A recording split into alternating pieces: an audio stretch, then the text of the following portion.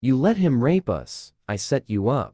Welcome to Reddit Rundown. Today, I will share from Reddit's Nuclear Revenge page, the story of the year 2019. Also, the flare is wrong. Sorry. Also, Twitter had ended it. The reason I put the sentences that are right below this is because I know myself. It sounds completely insane. And a few people will say it's fake. Trust, there's no one on this earth that wishes it was fake more than me. If I could go back, I would go the neighbors sooner. But my reality is that I caused the death of my mom. I had to mature very early. I became like a surrogate to my sister for those last 3 years. I only wanted him to beat her up, he go to jail, and my mom get help. I never wanted her to die. First, this is a throwaway account. I will not be replying to comments. Take this as you will. This is my story of my revenge against my mother and rapist. First, our father passed away for years before all this started. Car crash. Maybe our lives would have been better if he hadn't died that day. Also, before I get into this, one thing you should know is, before this man came into our lives, our mother was amazing. She was loving, supportive, and put us above everything. But she would soon replace us with her new man and her new meth habit. When I was around 9 and my little sister 7, her mom started dating this man. Let's call him Pos. Pos was tall and weighed about 250 pounds. He had oily, brown hair and a face filled with sores. I didn't like him from the start. He made me uncomfortable to say the least. A few months after they started dating, Pos moved into our house. Everything was okay for the first few weeks, I guess. Then my mom started to act funny, staying up all night, not cooking us lunch or supper, not cleaning, snapping at us for no reason, and started hitting us. Our lives had been turned upside down by this man so quickly. Then one night he came into my bedroom, held me down and raped me.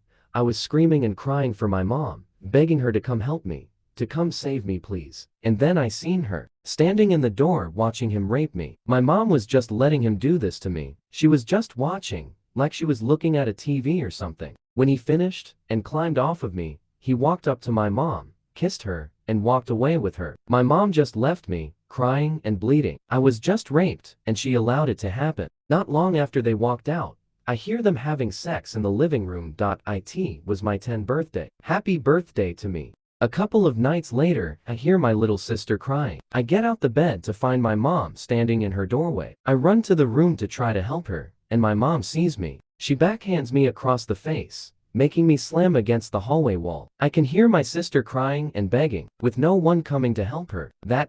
That was the day I started hating my mother. The rape and abuse went on for 3 years. I didn't know at the beginning but soon found out. Pos had gotten my mom using meth. Pos and meth were the only important things in her life. My sister and I were nothing more than his play toys. I soon started noticing them arguing more and more about who got more hits. This one was stashing from the other one, and you smoked the last of it all by yourself. This is when I started planning my revenge. I noticed after about 3 days they would finally pass out, and would sleep for almost 2, and their bag of meth would always be on the bedside table, beside Pos. I know most would ask, why didn't you call the police or child welfare? Because jail wasn't enough. He might have raped us, but she betrayed us. She turned her back on us. And I wanted revenge, and wanted her to suffer like we had. So every chance I got I would move the bag. Just at first, make it look tampered with. Then I started taking it from the bag and placing some on my mom's table. These things alone cause a lot of fighting. They started getting physical. I would keep my sister and I out of sight when this went on, and they never lasted long. Well, I continued to do this over a couple of months, taking more and more, flushing it, or dropping it down the sink, until the last day. The last day I took the whole bag. It was a good amount. They had just re-upped, like they would say. I flushed the whole bag, and locked my sister and I in my room, and quietly prayed that they didn't realize it was me. I am not sure how long after I did this that everything started, but we had watched like 3 Disney movies before they finally woke up. And then I heard him start yelling about his missing bag. The yelling got louder and more intense. Then I heard the breaking of objects. It was starting to getting bad now. I hear my mom go from angry to scared. I hear him hitting her begging him to stop, swearing she didn't touch it. He continues to hit, and she continues to beg, begging him to stop hurting her, begging someone to come help her, begging like we begged her for so many nights. My sister started asking to leave. She was scared and crying. I opened my window, put my sister outside, and followed. We ran to the neighbors and told them that Poss was beating our mom. The neighbor called the police and brought us inside, and we watched as the police pulled up to our house, start to walk up to the door, stop for a second, and then started yelling police, and kicked the door open. After what felt like forever, we see Poss being brought out to the police car. I wait to see my mom follow, but she doesn't. I see an ambulance pull up and the paramedics run in the gurney. A short time later, I see them rushing back with my mom. I catch a glimpse of her once beautiful face, now looking like ground meat. Her face was solid red, covered in blood. She ended up dying on the way to the hospital. I never planned to have my mother killed. I just wanted her to feel the pain we had been feeling for these last years. And I guess in the end she did. She felt the pain and terror we felt every night for the last 3 years. She just felt it all in one night. Do I feel bad about what I did? No, I don't. If I didn't do what I did, we would have been stuck there, being raped and beaten every day until one of us would have died.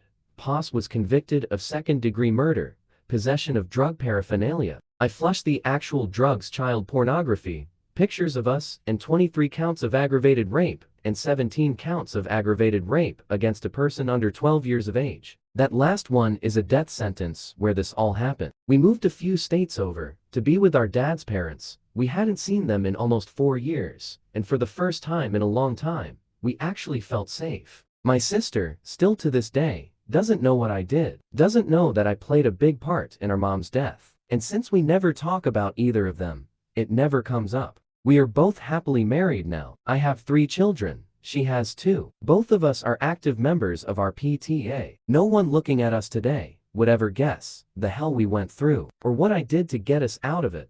Later, our mom allowed her boyfriend to rape us for 3 years. They were hooked on meth. I made it look like mom was stealing it to make them fight. He ended up beating her to death. I didn't want her dead. That wasn't my intention. He is jail, and my little sister and I are finally happy.